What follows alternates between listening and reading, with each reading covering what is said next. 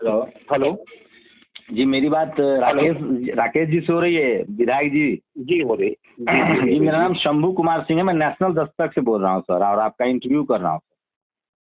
जी नमस्कार। नमस्ते, नमस्ते। एक कुछ दिन पहले विधायक जी आपका एक ऑडियो वायरल हुआ था, जिसमें आप कह रहे हैं कि ताली थाली बजाने से कोरोना नहीं जाएगा या मोमबत्ती जलाने से जी नहीं जाएगा। क्या आप उस बात पर अभी भी कायम हैं? एक्चुअली भाई साहब वो मेरा मोबाइल हुँ, हमको शक है कि ये टेप किया जा रहा था, हुँ, या फिर एक दिन कुछ घंटे के लिए 2-3 घंटे के लिए मेरा मोबाइल गिर गया कार्यालय पे। हुँ। उस दरमियान किसी ने उसका दुरुपयोग किया अच्छा, तो मेरे मतलब मोबाइल में। आपको लगता जी है कि नहीं नहीं नहीं, मतलब मैं ये कह रहा हूँ कि वो मेरी बातचीत है, हुँ, आवाज मेरी बातचीत है, उसमें कहीं कोई वो मैं उसको स्वीकार करता हूँ। हुँ, लेकिन ये मेरी निजी बातचीत है। हुँ, हुँ, मेरे को किसी ने फोन किया तो हमने वो अपनी व्यक्तिगत निजी बातचीत मेरी उसकी है। हुँ। ये सार्वजनिक मेरा कोई वक्तव्य नहीं है। अब उसको किसी साजिश के तहत लोगों ने सार्वजनिक किया तो वो सार्वजनिक बन गया, जबकि सच ये है कि वो मेरा किसी से निजी या व्यक्तिगत बातचीत का अंश है। तो जी। आपकी क्या क्या क्या आप अपनी जो आपकी सर निजी मेरी राय है कि ताली थाली से कोरोना नहीं खत्म होगा, उसके लिए टेस्टिंग जरूरत है, दवाई हाँ, जरूरत है। वो मैंने आपकी क्या मैंने राय है? मैंने ये जी मेरी राय ये है भाई सर कि इस देश को तो सबको पता है ये बेहद गिरे हुए स्वास्थ्य सेवाओं के पायदान पे है, हम्म, और इतने खराब पायदान पे होने के बावजूद यदि हम इसको गंभीरता से नहीं लेंगे हम्म, तो ये खिलवाड़ होगा इस देश की जनता के साथ। हमको लगता है कोरोना जैसी भयंकर बीमारी जिन देशों की स्वास्थ्य सेवाएं बहुत उच्च स्तर पे हैं, हम्म। वो भी इनके सामने फेल हो गए। तो हमको मेरा मेरा व्यक्तिगत ये विचार था कि हमको उस समय गंभीर सोच, गंभीर आचरण और गंभीर अनुसंधानों पे अपने ध्यान को केंद्रित किया जाना था। विधायक जी, आप ओबीसी कैटेगरी से हैं, अगर मैं सही हूँ तो? जी जी हाँ, तेलीजा से हूँ ये। नहीं नहीं, मैंने जाति नहीं पूछी, मैंने नहीं कंस्टिट्यूशनल नहीं, टर्म्स वही वही इस्तेमाल किया है, कैटेगरी। जी एससी जी एसटी जी ओबीसी। जी जी। हाँ जी ओबीसी। जी जी। क्या आपको लग रहा है कि यूपी में जिस तरह से अभी लॉ एंड ऑर्डर का मामला, खासकर अभी 2 साधुओं की हत्या हुई है तो आरोपी पकड़े गए, मैक्सिमम जी जी। खबरें आती हैं एससी एसटी ओबीसी के साथ ज्यादातर हिंसा हुई है, एनकाउंटर हुए हैं, पुलिस उसमें कार्रवाई नहीं करती। आपको क्या लगता है, सरकार सरकार जाति विशेष के लोगों को बचा रही है? जाति विशेष के लोगों को सरकार बचा रही, मैं तो ये नहीं कहूँगा, बल्कि ये है कि लोगों के साथ अन्याय हो रहा है। हाँ, कमजोर जातियों के लोगों के साथ बेहद अन्याय हो रहा है। हाँ, मैं परसों की चंदौली जनपद की एक घटना बता दूं, वीडियो भी आपको भेज सकता हूं। हाँ, एक मेरे ही तेली जात के लड़के को, मुश्किल से 16, 17, 15 साल का लड़का है, उसको सामंतवादी लोगों के द्वारा हाँ, अमानवीय बर्ताव किया जा रहा है। हाँ, उसके परिवार के लोग जो पूर्ववर्ती बहुत पहले की जो हम लोगों ने पढ़ रखा है और जिसकी कल्पना करते हैं, हाँ, उस व्यवस्था के अनुकूल उसको जो है उसको अपमानित किया जा रहा है। उसकी निरीह बहन पड़ोस में खड़ी होकर सहमी से देख रही है, हाँ, माँ गिड़गिड़ा रही हैं, परिवार के लोग पीछे पीछे बचाने के लिए चल रहे हैं। हाँ, तो ये तो आम दृश्य है उत्तर प्रदेश में। उत्तर प्रदेश में क्या, ये तो पूरे देश के अंदर है भाई साहब। हाँ। तो क्या लग रहा है विधायक जी कि आप ईमानदारी से बताइए, चूंकि कि अभी भी इस देश में जातिवाद खत्म नहीं हुआ है, जाति देखकर फैसले हो रहे हैं, जाति देखकर काम करते। जातिवाद भाई साहब खत्म नहीं हुआ, बल्कि जातिवाद तो बिल्कुल साफ साफ दिख रहा कि बढ़ावा दिया जा रहा है। हम्म, ये जब तक, मेरा सोच है, मैं जातिवादी नहीं हूँ, मेरा सोच है जब तक ये जाति असमानता कम नहीं होगी, हम्म, हम शरीर का, ये समाज में विभिन्न जातियों का बंटवारा काम को लेके हुआ था हम्म। और समाज के निर्माण को लेके हुआ था। और जब हम किसी एक अंग को कमजोर करेंगे, किसी एक अंग को मजबूत करेंगे, तो मेरा शरीर ही कमजोर हो जाएगा। क्या लग हम रहा एक है हाथ राठौर से राठौर से आपको क्या लग रहा है कि जिस वीडियो वायरल के बाद पार्टी का रवैया आपके प्रति बदल गया है, सरकार का रवैया यूपी में बदल गया है? भाई साहब, मैंने फिर से अपनी बात कहना चाहूंगा कि वो मेरी व्यक्तिगत बातचीत है, हाँ। और व्यक्तिगत बातचीत किसी साजिश के तहत सार्वजनिक की गई। नहीं तो पार्टी और का रवैया सार्वजनिक बदला है आपके खिलाफ? पार्टी में भाई साहब, सच बात यह है कि क्या रवैया मैं बताऊं, हम लोगों की कोई बहुत हैसियत नहीं है। मैं व्यक्तिगत अपनी बात करूंगा तो 3 साल होने को आया है, 3 साल। हाँ, और 3 साल से मुझको नहीं लगता है कि मैं चुना हुआ प्रतिनिधि हूँ। हाँ, और जो जनभावनाएं हैं या लोगों की जो अपेक्षाएं हैं उसमें मैं कहीं खड़ा होने लायक हूँ। अच्छा विधायक पूरी जी, तरीके से हम लोग जाति की वजह से जो अपमान है वो देखते रहते हैं, चाहे वो मीडिया में हो, ब्यूरोक्रेसी में हो, जुडिशियरी में हो जी। या बिजनेस में हो।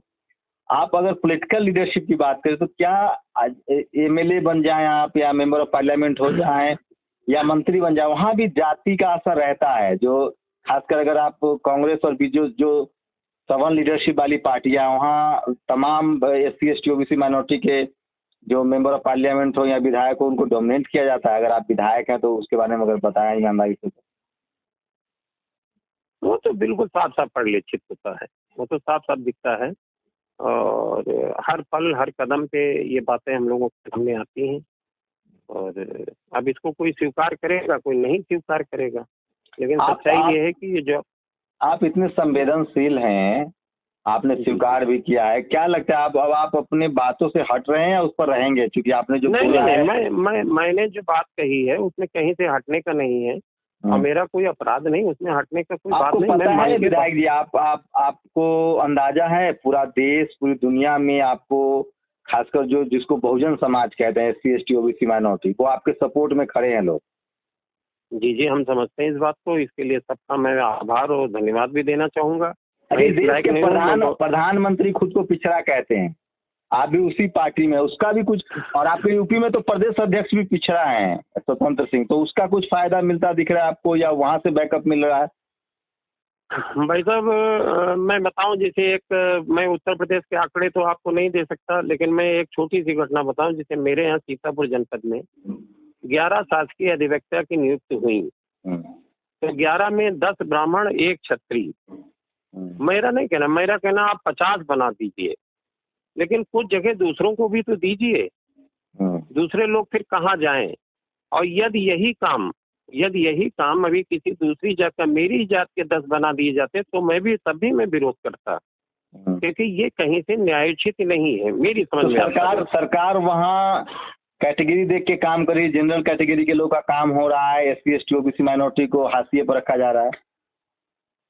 अब ये किस सोच के तहत किया गया, ये किस सोच के तहत इस तरीके से किया जा रहा है? उन्नाव की अभी खबर आई थी कि 9 लोगों को शासकीय अधिवक्ता बनाया गया, जिसमें 8 ब्राह्मण हैं, 1 कायस्थ है सामान्य।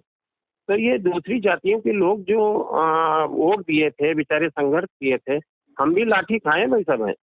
वीडियो भेज सकता हूँ मेरे परिवार के लोगों के भी। मिला तो आपको तो ओबीसी, वहाँ डिप्टी सीएम है केशव प्रसाद मौर्य है, जिला प्रदेश अध्यक्ष बीजेपी का स्वतंत्र सिंह ओबीसी हैं। मैं ये बात पद मिलने की नहीं कर रहा हूँ, मैं बात उनके साथ हो रहे अन्याय की बात कर रहा हूँ। आज जब हमारा नारा ही है सबका साथ सबका विकास, तो बगैर हम सबका साथ तो ले लिए, सबके विकास के बगैर हम कैसे इस नारे को पूरा कर पाएंगे? मुख्यमंत्री से बात हुई आपकी, योगी जी से बात हुई इस मामले में? आपने वहाँ शिकायत करने की कोशिश की, वहाँ बात करने की कोशिश? नहीं भाई साहब, वो इतना मतलब हैसियत नहीं हम लोगों की है, हमारी व्यक्तिगत तो इतनी हैसियत। ये कि आप मेंबर ऑफ, आप चुने हुए प्रतिनिधि हैं, विधायक है, आपसे मुश्किल है सीएम से मिलना आपके लिए भी? नहीं मुश्किल नहीं है, मुश्किल नहीं है, ये बात नहीं है कि वो तो प्रक्रिया है, प्रक्रिया के तहत आप जा सकते हैं, अपनी बात कह सकते हैं, लेकिन बात परिणाम की है।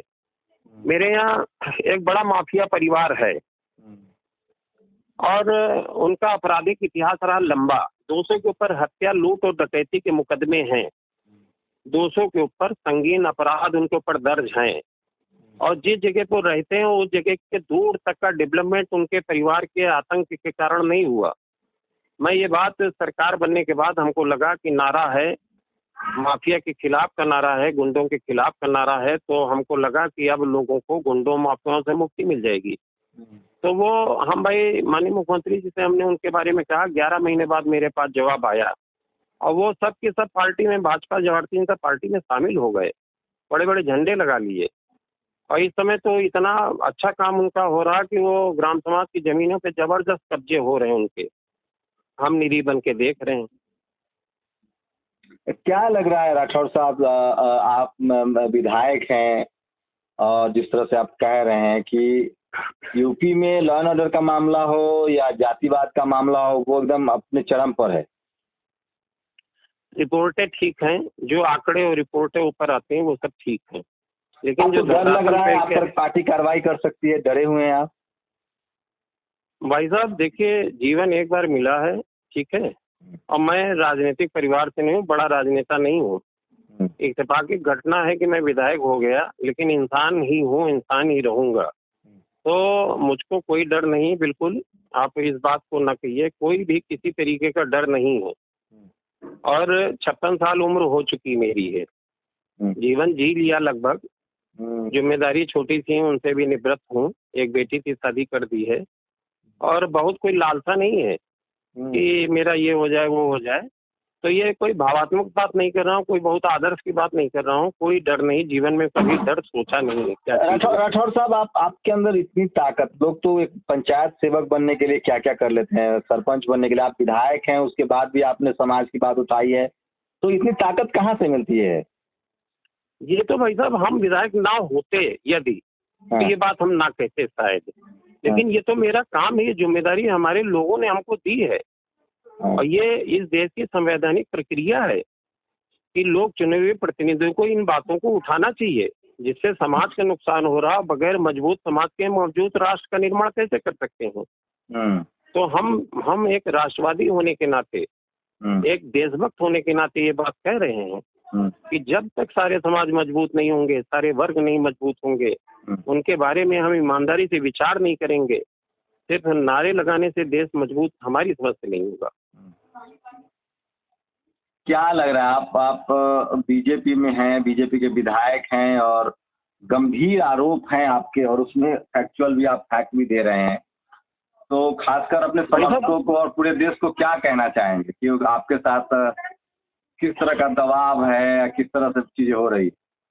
भाई साहब मैं एक बहुत सामान्य सा इंसान हूँ और सामान्य सा कार्यकर्ता हूँ। विधायक हो गया आप सबकी कृपा से, वो अलग बात है। और मैंने कोई असाधारण बात नहीं कही, ये तो सामान्य सा नागरिक इन बातों पे चर्चा करता है। तो बिल्कुल सामान्यता मैं ये बात कह रहा हूँ कि एक सामान्य नागरिक के नाते मैंने एक सामान्य सी ही बात की है, जो इस देश के लेकिन करोड़ों राठौर साहब, जी जी हाँ जी हाँ जी। बीजेपी ने बहुत स्ट्रेटेजिकली SC ST OBC के लोगों को वहाँ टिकट दिया था, प्रधानमंत्री OBC कह के आए थे, काफी संख्या में रिजर्व सीट से SC ST के लोग चुनाव जीत के आते हैं। क्या उन सबके अंदर ऐसी फीलिंग्स होती है, या और वो डर से बोल नहीं पाते हैं, या उन लोगों ने सोचना ही बंद कर दिया है? अब भाई साहब ऐसा कोई सर्वे मेरे पास नहीं है, हम्म, लेकिन मुझको ये लगता है जिस तरीके से मेरे पास लोगों के फोन आए, जिस तरीके की भावनाएं आई, उससे ये लगता है कि लोग ऐसे मेरे जैसे सोचने वाले हमसे बहुत बेहतर लोग बहुत ज्यादा हैं, इनकी संख्या करोड़ों में है।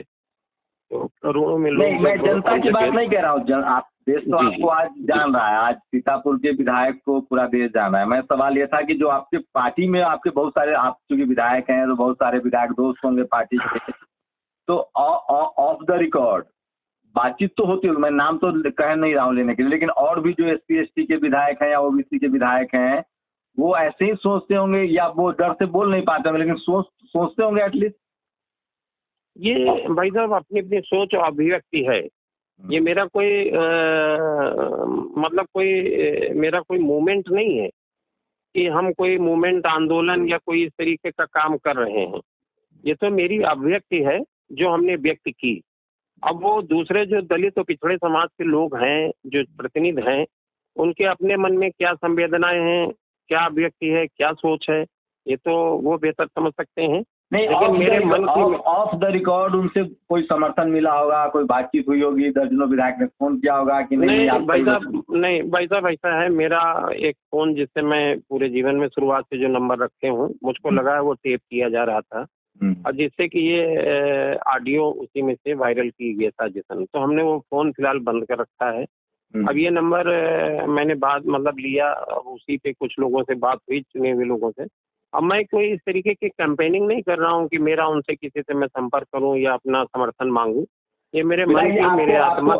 आपको अंदाजा है, आप देश के सबसे फेमस विधायक हो गए हैं, और आपके विरोध में पार्टी भले हो, लेकिन लोगों का बहुत समर्थन मिल रहा है। भाई साहब बिल्कुल ईमानदारी से कह रहा हूँ, मैंने आत्मा की आवाज़ पे बात की है, और मैं कभी इस बात को कभी महसूस नहीं किए थे कि हम बहुत संतुष्ट थे अपने काम में। हमको जो जिम्मेदारी मिली थी, मैं जान रहा था मैं उसको निभा नहीं पा रहा हूँ। अभी लगभग 4 महीने पहले जी न्यूज़ के एक उस पे भी हमने कहा था, उन्होंने पूछा था आप कितना संतुष्ट हैं अपने कार्यकाल से? तो मैंने उनसे भी कहा था, वो चला भी, कि मैंने कहा था मैं बिल्कुल भी नहीं संतुष्ट हूँ अपने इस कार्यकाल से। जनप्रतिनिधि का मतलब मेरी समझ से, मैं नहीं कहता ये मेरा किसी के ऊपर नहीं, मेरी व्यक्तिगत है भाई साहब, आपसे क्षमा करें। जनप्रतिनिधि का मतलब ये नहीं है कि हम अपना 5 साल का कार्यकाल काट लिए, पूरा कर लिए। अगली पंचवर्षीय हमने इस पंचवर्षीय में तय कर ली कि अगली पंचवर्षीय भी हमको रहना है। मेरा काम ये है कि हम अपने क्षेत्र में कितना बदलाव लाते हैं, अपने क्षेत्र के लोगों के जीवन स्तर में कितना बदलाव ला पाए, जिसमें हम पूरी तरीके से अपने को फेल महसूस करते हैं। सर आप पहली बार विधायक बने हैं बीजेपी से? हाँ जी, पहली बार। जी, जी। इससे पहले कि दूसरी पार्टी में थे आप? जी। आगे क्या है, लोगों से कुछ कहना चाहेंगे? जो आपने बात कही है उसका समर्थन मिला, लोगों से कोई अपील करेंगे? क्योंकि आप लोगों से पार्टी तो आपके लिए मुश्किल खड़ी कर रही है। लोगों से विनम्रतापूर्ण यही अनुरोध है कि देश बचाना है, संविधान बचाना है, भाईचारा बचाना है, और अपने आने वाली पीढ़ी का भविष्य बचाना है। तो बाबा साहब अम्बेडकर की आवाज़ पे, महात्मा गांधी की आवाज़ पे, इस देश के महापुरुषों की आवाज़ पे एक बार विचार तो करें। एक बार ये बात भी सोचें कि हम अपनी पीढ़ी को कौन सा देश बना के देना चाह रहे हैं। तो ये थे सीतापुर के विधायक राकेश राठौर, और उन्होंने कहा कि बहुजनों को खासकर सोचना चाहिए कि क्या वो बाबा साहब के विचारों को मान रहे हैं। शुक्रिया सर हमसे बात करने के लिए। जी धन्यवाद भाई साहब, बहुत बहुत धन्यवाद भाई साहब, थैंक यू। बहुत बहुत धन्यवाद।